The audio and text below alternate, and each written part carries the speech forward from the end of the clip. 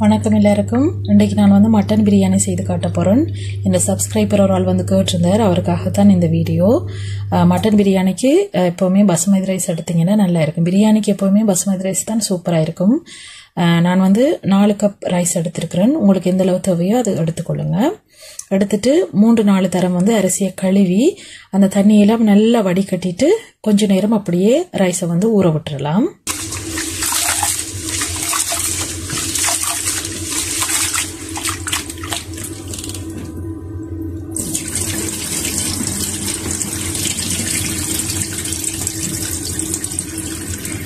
தண்ணியை நல்லா வடிச்சிட்டு இந்த அரிசியை அப்படியே வச்சிருவோம் கொஞ்ச நேரத்துக்கு.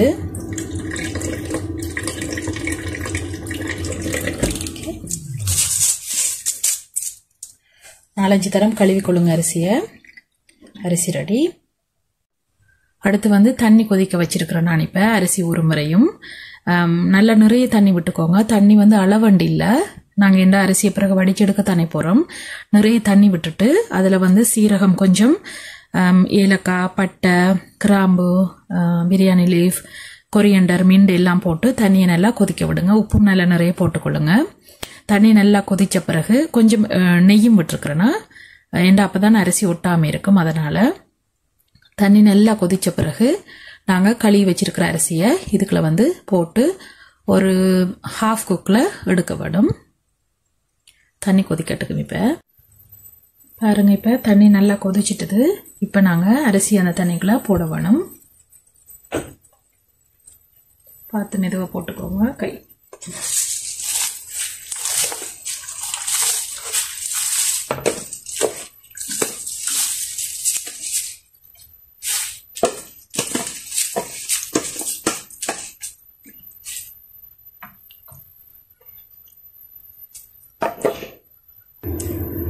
அரிசியை போட்டு கொஞ்ச நேரம் அப்படியே கொதிக்க விடுங்க. ஒரு ரைஸ் ஒன்று எடுத்து அமர்த்தி பாருங்க. ஒரு அரை அவியலாக வந்தா பிறகு நாங்கள் வந்து இதை வடித்து எடுத்துட வேண்டியது தான். அரிசி வந்து நல்லா ஃபுல்லாக சோறாக அவிய வேண்டிய தேவையில்லை. பிரியாணிக்கு நல்லா அவிஞ்சிட்டுன்னு சொல்லி சொன்னால் பிறகு பிரியாணி வந்து பொங்கல் மாதிரி வந்துடும். ஸோ அப்படி அவிக்காதீங்க. கொஞ்சம் அரைப்பதமாக இருந்ததுனாலே போதும். கொஞ்ச நேரம் இந்த தண்ணியில் வந்து இது கொதிக்கட்டுக்கும். பாருங்க, சோறு வந்து அரை அவியலாக அவிஞ்சிட்டுது. தண்ணி எல்லாம் இருக்குக்குள்ள அப்படியே இதை வந்து நாங்கள் வடிச்சு எடுத்துட வேண்டியது தான். தண்ணி ஒரு சொட்டும் இருக்கக்கூடாது. இதை நான் இப்போ வடிச்சு எடுத்துட்டு வரேன். சோறை வடிக்க போகிறேன். நான் இப்போ சுடும் பார்த்து கவனமாக வடிச்சு எடுத்துக்கொள்ளுங்க. அவிச்ச சோறை வடிச்சாச்சுது. இப்படி ஒரு ஸ்டீமரில் வடிச்சு எடுத்துட்டிங்கண்டா அந்த தண்ணி எல்லாம் கீழே போயிடும். அரிசி மட்டும் அப்படியே இருக்கும். இதை நாங்கள் வச்சிட வேண்டியதான். இன்னும் கறி ரெடி ஆகின பிறகுதான் இது தேவைப்படும். இப்போ மட்டனை நல்லா கழுவி வச்சிருக்கிறேன். இதில் வந்து நாங்கள் மசாலாலாம் ஆட் பண்ணணும். நீங்கள் எப்போவுமே முதல் நாள் இரவே உங்களுக்கு 7 மணி சொல்லி சொன்னால் எல்லாம் ஆட் பண்ணி வச்சிங்கன்னா சூப்பராக இருக்கும். உங்களுக்கு டைம் இல்லாட்டிக்கு அட்லீஸ்ட் ஒரு 2 மணி நேரத்துக்கு முன்னுக்காச்சு எல்லாம் கலந்து வச்சிருங்க. வச்சு ஃப்ரிட்ஜில் வச்சிருங்க. வச்சுட்டு அதுக்கு பிறகு நாங்கள் யூஸ் பண்ணலாம். இப்போ இதுக்கு தேவையான பொருள் எல்லாம் நான் போடுறேன். மஞ்சத்தூள் ஒரு 1/4 டீஸ்பூன்,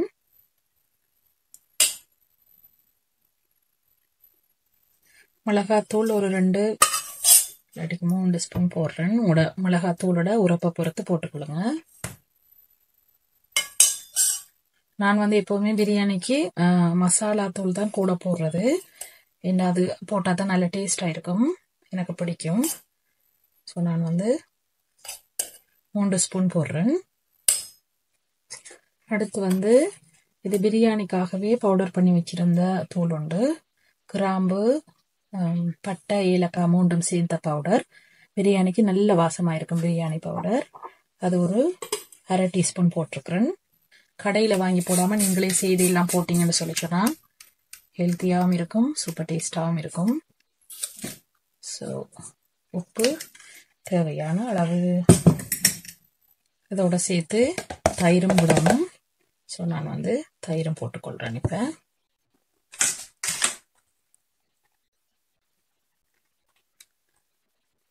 இல்லை பெரிய கரண்டியால் ஒரு 4 ஸ்பூன் போட்டிருக்கிறேன். எல்லாம் போட்டாச்சுது. இதுக்கு தேசி புளி வேணும்னா தேசி புளி ஆட் பண்ணிக்கொள்ளுங்க உங்களுக்கு விருப்பம்ண்டா. நான் தேசி புளி போடையில் இந்த தயிர் கொஞ்சம் புளி பண்ணுறபடியால் நான் புளி ஆட் பண்ணல. உங்களுக்கு விருப்பம் பண்ணால் நீங்கள் அதையும் போடலாம். இப்போ வந்து இது எல்லாத்தையும் கலந்து நல்லா மிக்ஸ் பண்ணிவிட்டு ஃப்ரிட்ஜில் வந்து ஒரு 2 ஹவர்ஸுக்கு வைங்க. அட்லீஸ்ட் ஒரு 1 ஹவருக்காவது வைக்கிறதுக்கு ட்ரை பண்ணுங்கள். அப்போ தான் டேஸ்டாக இருக்கும். நல்லா கலந்து விட்டுறலாம். இதை வந்து ஒரு மூடி ஒன்று போட்டு ஃப்ரிட்ஜுக்குள்ளே நான் வந்து ஒரு 2 ஹவர்ஸுக்கு வைக்க போகிறேன். உங்களுக்கு டைம் இருக்குதுன்னா முதல் நாளே இப்படி செய்து ஃப்ரிட்ஜில் வச்சுருங்க. பிரியாணி அப்படி செய்து பாருங்கள், இன்னும் சூப்பர் டேஸ்ட்டாக இருக்கும். நான் வந்து நேற்று இரவு செய்ய மறந்து போனேன், அதனால் இன்றைக்கு செய்கிறேன். இது வந்து ஃப்ரிட்ஜுக்குள்ளே நான் வந்து ஒரு 2 மணி நேரம் வைக்க போகிறேன். இப்போ வந்து ஒரு நல்ல அடி கனமான பாத்திரமாக எடுத்துக்கோங்க. அப்போ தான் பிரியாணிக்கு அடி பிடிக்காது.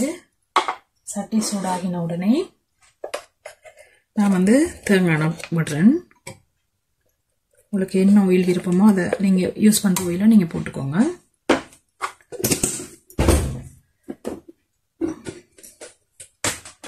அதோடு சேர்த்து கொஞ்சம் நெய்யும் விடுறேன். அஃப்கோர்ஸ் பிரியாணிக்கெல்லாம் கொஞ்சம் ஆயில் டூ மச் தான், ஒன்றும் பண்ண முடியாது.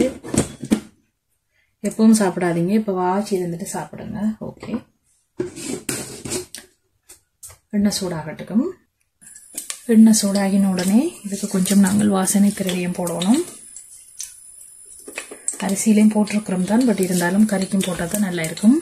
பட்டை, ஏலக்காய், கருப்பு ஏலக்காய், கிராம்பு, பிரியாணி லீஃப் எல்லாம் போட்டு கொஞ்சம் பொரிய விடுங்க. கொஞ்சம் பொரிஞ்ச உடனே நான் வெங்காயம் வந்து ஒரு 7-8 வெங்காயம், பெரிய சைஸ் வெங்காயத்தை நீள நிலமாக வெட்டி வச்சிருக்கிறேன். ஒரு 10 பச்சை மிளகாயும் வெட்டி வச்சிருக்கிறேன். அது ரெண்டையும் இப்போ போடுறேன்.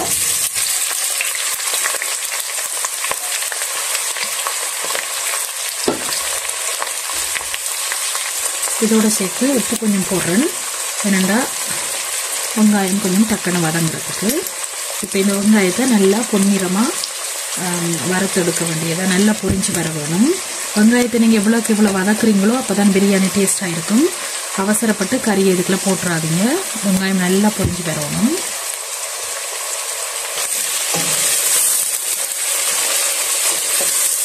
பொரியத்துக்கும் கொஞ்சம் நேரம்.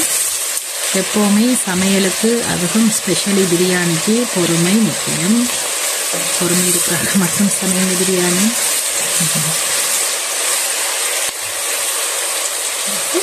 நல்லா பொரிஞ்சு வரட்டும். நான் வந்து இஞ்சி பூண்டு பேஸ்ட்டு ஃப்ரெஷ்ஷாக தான் செய்து போடுறது பிரியாணிக்கு எப்போவுமே, அப்போ தான் நல்லா இருக்கும். அதோடு சேர்த்து தக்காளி பழத்தையும் போட்டு அரைச்சிருவேன். இப்போ ஒரு 4 பெரிய தக்காளி எடுத்துருக்குறேன். எல்லாத்தையும் சேர்த்து நல்லா பேஸ்ட் ஆக்கிட்டு ஒனியன் எல்லாம் நல்லா ஃப்ரை ஆகி வந்த பிறகு இதை போட்டோம்டா கொஞ்சம் டக்குன்னு வெந்துடும். தக்காளியையும் அரைச்சிட்டு போட்டால் அடுத்தது டேஸ்ட்டும் உங்களுக்கு சூப்பராக இருக்கும். இதை வந்து பேஸ்ட் பண்ணிட்டு வரேன். பாருங்க, நல்ல பேஸ்ட் அரைச்சி எடுத்தாச்சுது. வெங்காயம் இப்போ பொரிஞ்ச பிறகு இதையும் நாங்கள் அப்படியே ஆட் பண்ண வேண்டியதானே. அதில் பாருங்க, வெங்காயம் நல்லா பொரிஞ்சிட்டுது. அடுத்த அடுப்பில் நான் முட்டையும் வச்சுட்டேன். பிரியாணிக்கு முட்டை இல்லாட்டிக்கு சரியே வராது இல்லையா, அதனால் முட்டையும் அரிய வச்சுட்டேன். வெங்காயம் பாருங்கள் நல்லா பொரிஞ்சிட்டுது. இப்போ வந்து இஞ்சி பூண்டு பேஸ்ட்டை இதில் ஆட் பண்ண வேண்டியதான்.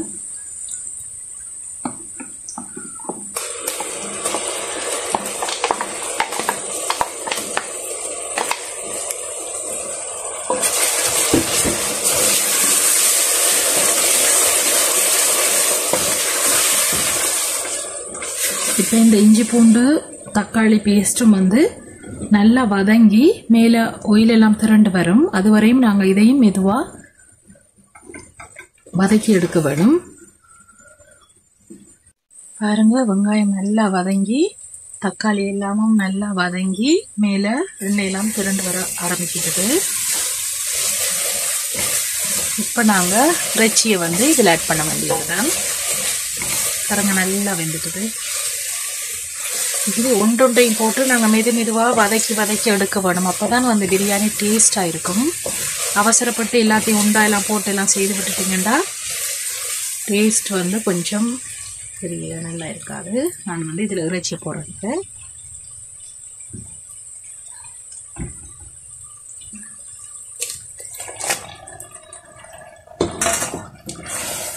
இப்போ இந்த ஆயில்லையே வந்து மட்டன் வந்து கொஞ்சம் வேகட்டுக்கும். இதுக்கு வந்து நிறைய தண்ணி எதுவும் ஊற்றிடாதீங்க.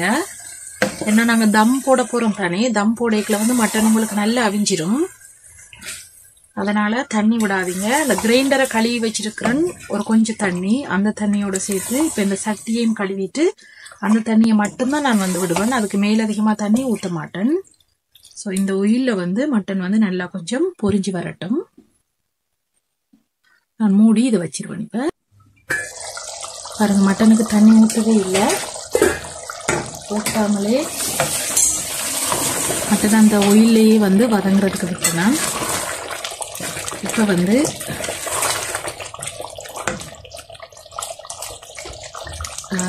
கிரைண்டரையும் இதையும் அரைச்சி வச்ச தண்ணியை மட்டும் ஊற்றுறேன். நிறைய தண்ணி ஊற்றாதீங்க, அளவாக தண்ணி ஊற்றிக்கொள்ளுங்க. இப்போ இது வந்து நல்லா கொதிக்கட்டும்.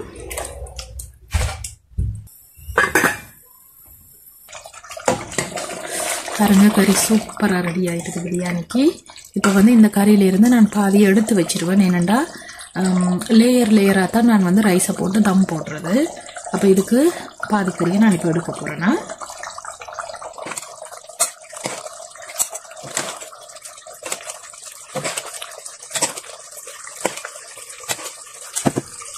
இந்தளவு இருந்தால் போதும் எனக்கு பேஸுக்கு.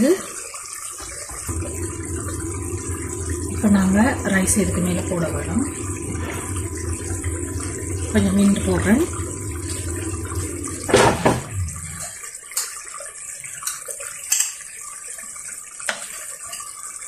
மேலே கொஞ்சம் ரைஸ்.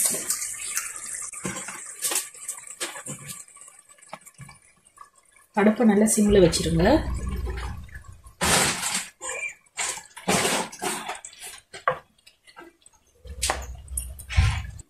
அடுத்தது மின்ட், பிறகு எடுத்து வச்ச கறியை மேலே அப்படி போடுங்க மெதுவாக.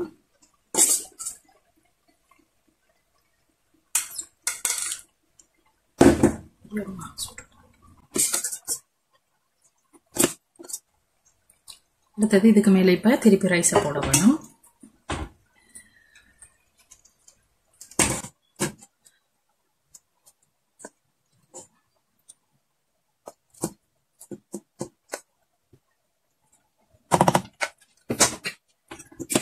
மறுபடி மேலே கறி இப்படி நீங்கள் செட் பண்ணிக்கோங்க. அப்புறம் தான் இப்போ நாங்கள் வந்து தம் போட போகிறோம். ஃபுல்லாக எல்லாம் ரைஸ் எல்லாம் போட்டு முடிச்சுட்டு மேலே மீண்டும் கொரியண்டரை போட்டு இதை வந்து நாங்கள் இப்போ தம் போட வேண்டியது தான். அடுப்பை நல்ல சிம்மிலேயே வச்சுருங்க. நான் இந்த பிரியாணிக்காகவே ஒரு நல்ல ஒரு க்ளோத் ஒன்று வச்சுருக்கிறேன். அதால் இப்படி மூடி விட்டுருவேன். மூடிட்டு இந்த மூடியால் நல்ல டைட்டாக இதை வந்து க்ளோஸ் பண்ணி விடுங்க. அடுப்பை நல்ல சிம்மில் வச்சுருங்க. இப்போ நல்ல வெரி லோவில் வச்சுட்டு இதை இப்படி மூடி விட்டிங்கன்னா நல்ல டைட்டாக மூடிடும். ஒரு சொட்டு ஆவி கூட வெளியில் வராது. இதை வந்து இப்படி ஃபுல்லாக இப்போ நாங்கள் இப்படி கவர் பண்ணி வச்சிடலாம். சில பேர் வந்து கிச்சன் ஃபாயில் எல்லாம் போடுவாங்க. உங்களுக்கு என்ன இருக்கோ அதை போடுங்க. ஆனால் ஒரு க்ளோத் போட்டிங்கன்னா நல்லா தானே கிச்சன் ஃபாயிலை விட. அதுக்காகத்தான் நான் இப்படி செய்கிறது. இப்படி நாங்கள் இப்போ ஒரு 30 மினிட்ஸுக்கு இதை டிஸ்டர்ப் பண்ணாமல் அப்படியே வச்சிட வேண்டியதான்.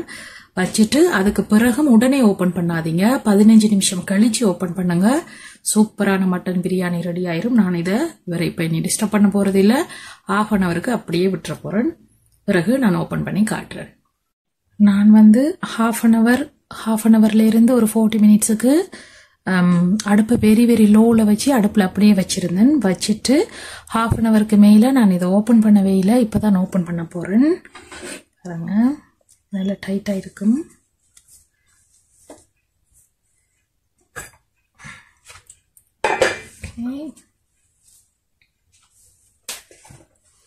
வாசனை என்ன மூக்கை துளைக்குது. அப்படியே கலந்து விடுங்க.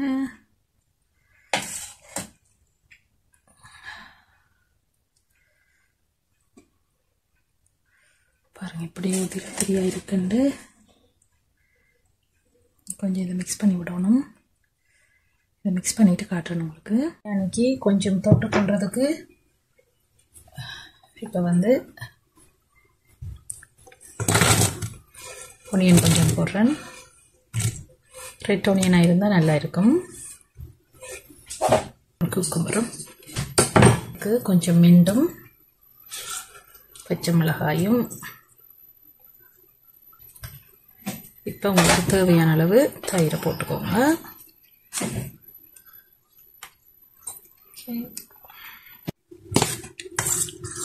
பச்சை மிளகாய், மின்ட்,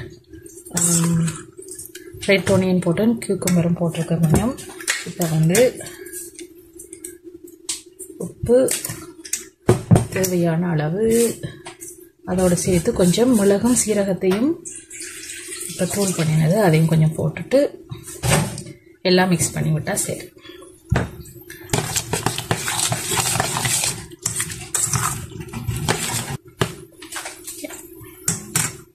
இந்த பிரியாணியை சட்டியிலேருந்து நல்ல வடிவாக எல்லாம் மிக்ஸ் பண்ணி விட்டுட்டேன். மிக்ஸ் பண்ணிவிட்டு ஒரு பவுலில் இப்படி எடுத்து வச்சேன். எடுத்து வச்சுட்டு தட்டி விட்டுட்டு வாவ், இதுக்கு மேலே நான் வந்து கொஞ்சம் நான் கிரேவி எடுத்து வைக்கிறேன். நான் கொஞ்சோண்டு அந்த கிரேவியை எடுத்து அதுக்கு மேலே இப்படி விட்டுட்டு ஒரு முட்டை, ரைஸுக்குள்ளே முட்டை வைக்கிறேன்னா வைங்க. And then raita. வீடே கம கம வாசமாக இருக்குது. சும்மா உங்களுக்காக டெக்கரேட் பண்ணுறதுக்காக இந்த மிண்டையும் வச்சுட்டு இதை அப்படியே உடைச்சி சாப்பிட்டா அந்த மாதிரி இருக்கும். பாருங்க, சூப்பரான மட்டன் பிரியாணி ரெடி. இது வந்து கொஞ்சம் கிரேவி எடுத்து வச்சுருந்தேன். இப்போ அந்த கொஞ்சம் கிரேவியோட கொஞ்சம் ரைத்தாவையும் வச்சு சாப்பிட்டா